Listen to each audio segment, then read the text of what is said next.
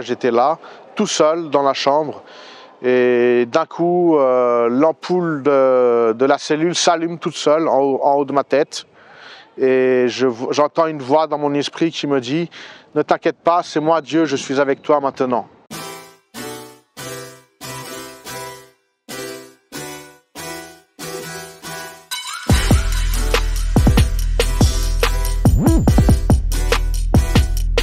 Bonjour à tous, je m'appelle Eric, j'ai 42 ans et je vais vous donner mon témoignage de vie, transformation de vie. Donc je suis né en Île-de-France, en région parisienne, et je suis né d'une famille, mon père et ma mère étaient portugais et espagnols. Et dans mon enfance, mes parents se sont séparés quand j'étais très jeune, j'avais 4 ans, 5 ans, mes parents se sont séparés. Je suis resté vivre avec mon frère et ma sœur avec mon père. Et bon, j'étais un peu triste, ma mère n'était plus là, tout ça. Bon, elle était à l'hôpital, elle était dépressive. Et du coup, dès mon adolescence, dès mes 12-13 ans, j'ai commencé à fumer des cigarettes, sortir avec des amis, faire des petites bêtises. Après, j'ai commencé à boire de l'alcool, j'aimais sortir avec les filles. Plus les années passaient, plus ça allait de pire en pire. J'ai commencé à fumer du hashish, des mauvaises fréquentations, tout ça. Bon, mon adolescence, c'était beaucoup ça, quoi. Je vais passer des détails, mais beaucoup de mauvaise vie, beaucoup d'alcool et tout cela, quoi. Donc, à l'âge de 19 ans, je suis parti en Espagne. J'ai rencontré Lina, mon ex-compagne. Je me suis mis avec elle. On est venu habiter en France 1 an, après on est reparti en Espagne pour s'installer là-bas.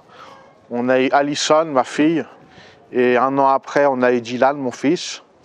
Bon, on aurait pu penser que ma vie allait se calmer avec cette rencontre, avec mes enfants, tout ça, mais ça se calmait pas. Je continuais dans l'alcool, je continuais dans le hashish, je continuais dans les sorties, l'amour de l'argent, l'amour des femmes, tout cela. Et du coup, avec ma compagne, c'était toujours des disputes. Toujours, on avait des disputes. En plus, elle était un peu colérique. On se disputait tous les jours presque à cause de tout cela.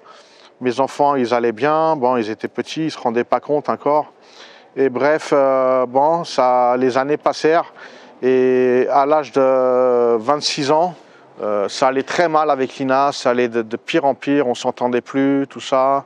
Et un jour, du jour au lendemain, quand je suis rentré le soir, elle avait mis mes affaires dehors. Elle avait mis tous mes affaires dehors. Elle m'a dit tu pars de la maison, tu vas plus voir tes enfants, tu vas plus me voir, on va plus se remettre ensemble, tu pars, tout cela. Donc j'ai pris mes affaires, je voulais pas discuter et je suis parti. J'ai été vivre chez un oncle à elle, un peu plus loin dans la ville, et je suis resté là-bas. Avec le temps, j'allais de pire en pire parce que je ne voyais plus mes enfants, je voyais plus Lina, j'étais très dépressif. Et du coup, je prenais plus de substances, plus d'alcool, plus de drogue. J'ai même commencé à prendre de la cocaïne aussi. Et j'étais très, très tourmenté, je savais pas ce que j'allais faire, j'avais pas de travail en plus, pas d'argent, j'avais plus rien. J'étais au fond du gouffre, vraiment. Et donc je suis resté 2-3 semaines chez cet oncle.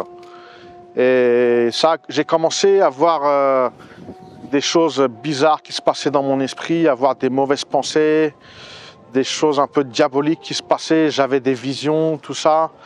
Et un soir, j'étais dans une voiture devant chez cet oncle, il pleuvait et tout, je m'en rappelle, et j'étais au bord du gouffre, et j'ai dit, dans ma tête, j'ai dit, Seigneur, si tu existes, fais en sorte fais quelque chose pour moi, parce que j'en peux plus. Moi qui n'ai jamais cru au Seigneur, parce que ma famille est complètement athée, personne ne m'a jamais parlé de Dieu, j'ai jamais été à une église, tout cela. Mais ce jour-là, je ne sais pas pourquoi, j'ai pensé à Dieu et j'ai dit, Dieu, si tu existes, fais quelque chose pour moi. Il ne s'est rien passé sur le coup, mais ça m'a tranquillisé un peu.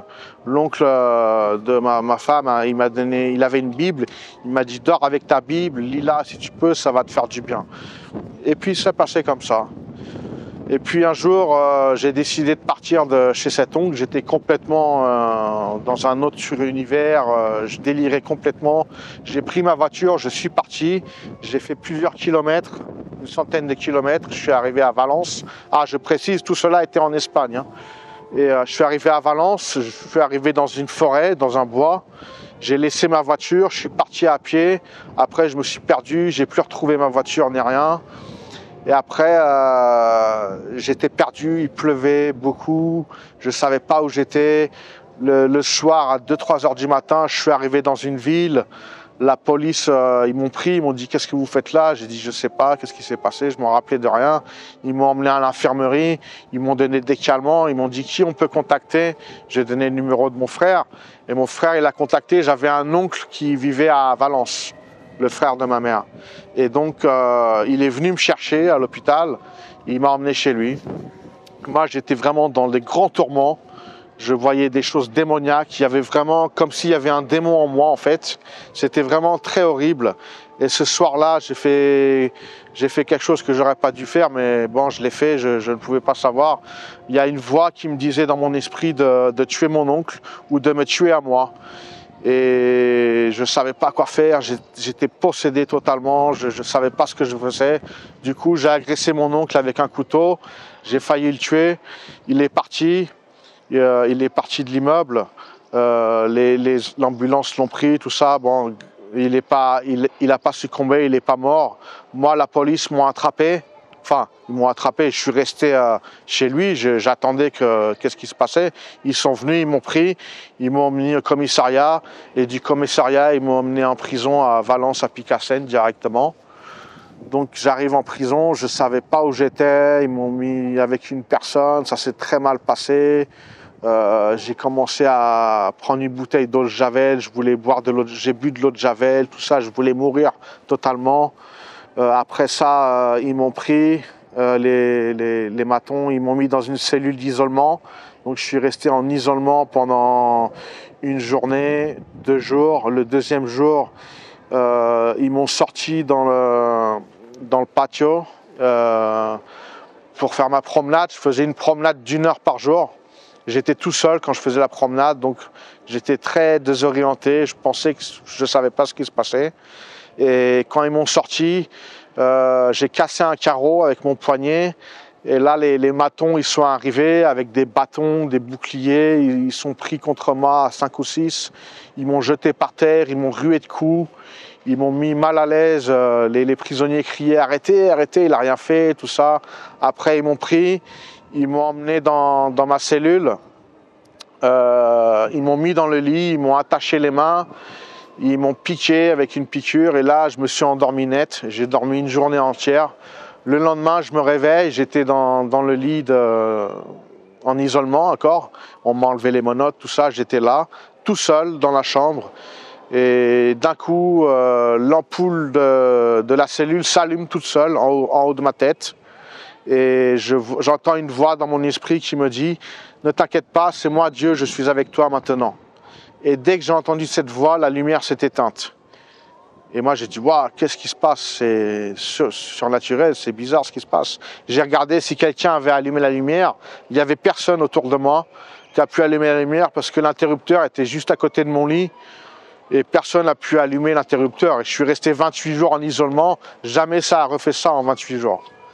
Et juste après que j'ai vu cette lumière et Dieu m'a parlé, un prisonnier est passé pour me donner de la nourriture. Et la première chose qu'il m'a dit, il m'a dit « Dieu est avec toi, t'inquiète pas ». Bon bref, et depuis ce jour, ma vie a s'est transformée. Je suis resté 28 jours en isolement.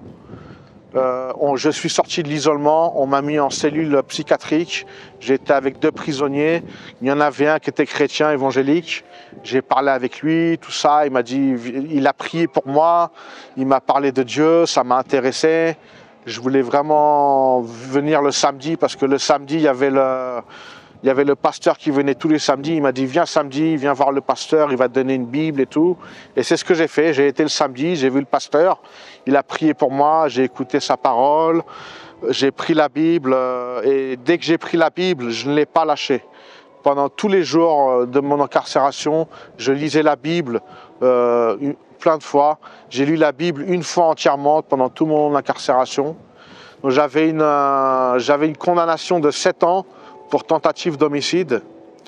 Et je vous assure, je suis sorti de psychiatrie après. J'étais dans une cellule normale avec des prisonniers normaux. J'ai commencé à travailler, tout ça.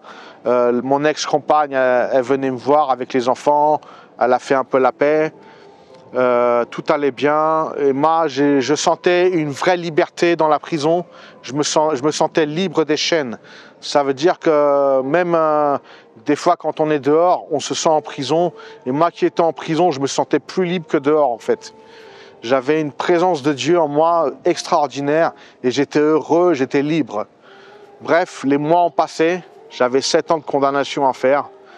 Et bon, j'avais mon avocat, on avait essayé de faire des choses et tout, mais c'était très compliqué parce que c'était compliqué. Mais le 11e mois, je reçois un appel. On m'appelle, Eric Machado, venez. Et là, je vais voir, je dis qui c'est. Ils m'ont dit, c'est votre avocat. Je vais voir mon avocat. Il me dit, monsieur Machado, vous êtes libre dans 2 jours. Libre sous condition. Je dis, comment ça se fait? Elle dit, je ne sais pas, le procureur a décidé de vous mettre en liberté conditionnelle. Donc j'ai vraiment glorifié le Seigneur. J'ai dit, Seigneur, tu es bon, je sais que c'est toi qui m'as libéré, tu m'as libéré de la prison, j'ai purgé ma peine. Maintenant que je me suis confié en toi, tu m'as libéré de la prison, je suis dans la joie. Et donc 2 jours après, je suis sorti de la prison, je me suis remis avec ma compagne, j'ai tout arrêté. J'ai arrêté l'alcool, le cannabis, la cocaïne, j'ai arrêté tous les désirs, de l'argent, des femmes, tout cela. J'ai décidé de vivre une vie saine et avec le Seigneur. Et je vous assure, mes frères et sœurs, ça a changé ma vie, ça a bouleversé ma vie. Et si ça peut bouleverser ta vie aussi, ou la vie de quelqu'un que tu connais, envoie cette vidéo à quelqu'un qui est dans la souffrance ou qui passe par des moments difficiles, des moments de drogue, de stupéfiants. Même si quelqu'un est en prison, envoie cette vidéo, ça pourra sauver une âme, ça pourra faire du bien à quelqu'un. Vraiment, ça a bouleversé ma vie. Maintenant, j'ai 42 ans et j'ai pas lâché le Seigneur ni une journée de ma vie et je veux marcher pour lui. Donc, il y a 2 ans, j'ai écrit un livre aussi, mon témoignage et ma biographie, donc ce qui s'appelle Du péché à la vie. Vous pourrez le trouver sur Amazon ou la Fnac. Donc, si vous êtes intéressé pour en savoir plus sur mon histoire, n'hésitez pas. Et si aussi vous voulez me contacter, n'hésitez pas à me contacter. Je pourrais vous donner, vous pourrez parler avec moi directement. Donc, je vous remercie à tous de m'avoir écouté et soyez tous bénis. Le Seigneur est fort et il va faire des miracles dans ta vie encore. Confie en lui. Amen.